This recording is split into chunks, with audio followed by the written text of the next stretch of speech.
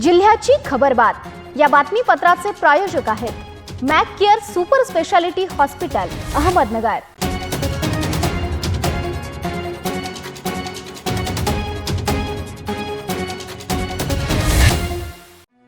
प्रेक्षकांनो नमस्कार, मी निर्जला। न्यूज 24 सह्याद्रीमध्ये तुमचं स्वागत। तर पाहूयात अहिल्यानगर जिल्ह्यातील महत्त्वपूर्ण बातम्यांचा आढावा जिल्ह्याची खबरबातमध्ये। अहिल्यानगर जिल्ह्यासाठी एक महत्त्वाची आणि दिलासादायक बातमी समोर आली आहे। पंतप्रधान नरेंद्र मोदी यांच्या आत्मनिर्भर भारत संकल्पनेतून अहिल्यानगर जिल्हा भविष्यात देशाच्या संरक्षण उत्पादनाचे प्रमुख केंद्र म्हणून नावारूपाला येईल असा विश्वास पालकमंत्री डॉक्टर राधाकृष्ण विखे पाटील यांनी व्यक्त केलाय। शिर्डी औद्योगिक वसाहतीत निबे उद्योग समूहाने विकसित केलेल्या संरक्षण उत्पादन प्रकल्पाच्या कामाची औपचारिक सुरुवात आज करण्यात आली आहे। यावेळी बोलताना डॉक्टर विखे पाटील म्हणालेत की देशाच्या संरक्षण क्षेत्रात प्रगती साध्य करणाऱ्या उद्योजक गणेश निबे यांच्या उद्योग समूहाचे अहिल्यानगरच्या औद्योगिक विकासात महत्त्वपूर्ण योगदान राहणार आहे।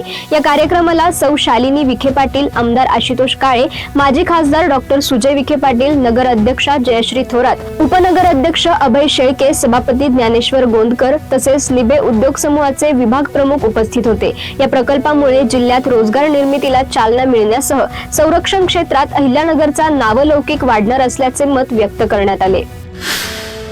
लोणी येथून एक महत्त्वाची प्रशासकीय बातमी समोर आली आहे। महाराष्ट्र शासनाच्या जलसंपदा विभागाच्या राज्यस्तरीय क्रीडा व सांस्कृतिक स्पर्धांचे आयोजन येत्या 29 फेब्रुवारी ते 1 मार्च दरम्यान लोणी येथे करण्यात आले आहे।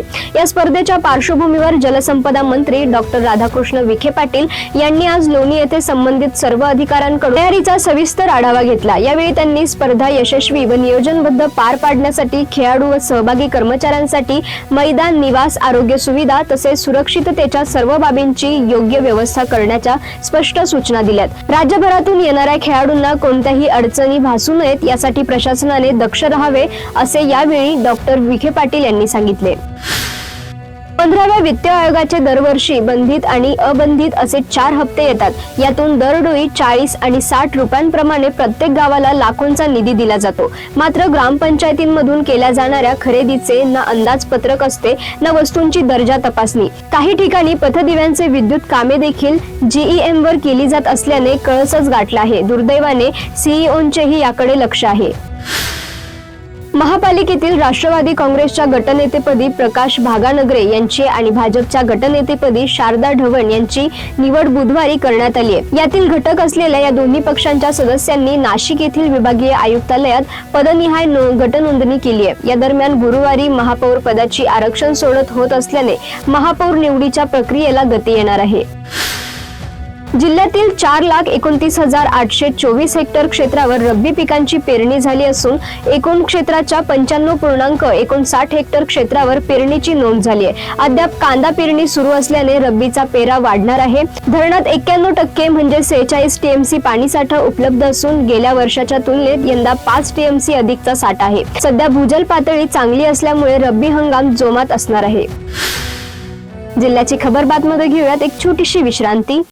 रोखोक पत्रकारिता, निर्भीड बाणा आणि कणखर भूमिका, महाराष्ट्राचा सखा, सत्याचा पाठीराखा, शब्दांचं सामर्थ्य, विश्वसनीयतेची उंची, न्यूज 24 सह्याद्री। विश्रांतीनंतर तुमचं पुन्हा एकदा स्वागत। पाहूयात पुढील बातम्या। पुणतांबा परिसरातील पाण्याचा प्रश्न कायमस्वरूपी सोडवण्यासाठी येथील जुन्या केटीवेअरचे आधुनिक व्हर्टिकल बॅरेज मध्ये रूपांतर करण्याचा महत्त्वपूर्ण निर्णय घेण्यात आलाय। यासाठी अंदाजे 40 ते 50 कोटी रुपये खर्च अपेक्षित असून या प्रकल्पामुळे पाणी साठ्यात 20% वाढ होईल व पाण्याची गळती 100% थांबेल असा विश्वास राज्याचे जलसंपदा मंत्री तथा जिल्ह्याचे पालकमंत्री राधाकृष्ण विखे पाटील यांनी केले।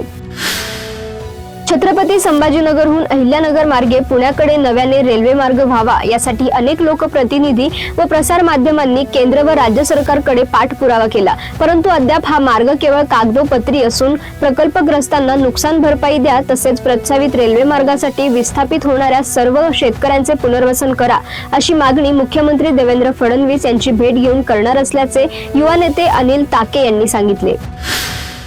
श्रीराम कॉलनी येथे बीसी ग्रुप यांच्या वतीने मकर संक्रांती निमित्त हळदी कुंकू कार्यक्रमाचे आयोजन करण्यात आले होते। या कार्यक्रमाचे नियोजन 12 महिलांच्या मार्गदर्शनाखाली करण्यात आले।